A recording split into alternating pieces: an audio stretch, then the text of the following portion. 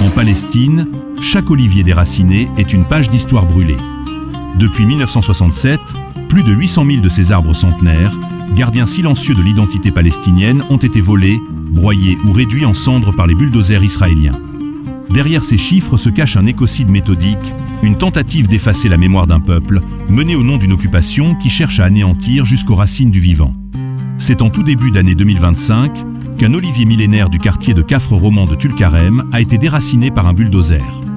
Peu de temps après, dans le village de J, près de Naplouse, plus de 150 jeunes arbres ont été arrachés et à Suziya, à l'est de Yatta, les troncs calcinés d'arbres ancestraux jonchent les collines. Depuis octobre 2024, plus de 4000 oliviers ont été détruits en Cisjordanie occupée. À Madama, 150 ont disparu en une seule nuit et à Saint-Gilles, ils ont été brûlés. Nous sommes profondément enracinés dans cette terre, comme les oliviers, confie un habitant. Les témoignages sont unanimes. L'olivier est bien plus qu'un arbre, il est la mémoire vivante de la Palestine. Le 24 janvier, Mohamed Eid Abu Ghali est retourné chez lui à Rafah après que les forces israéliennes ont détruit la majeure partie des terres et a recommencé à cueillir des olives sur les arbres encore debout.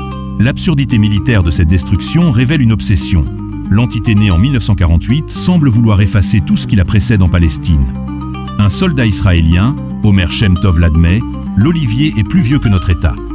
Pourtant, la résistance s'enracine.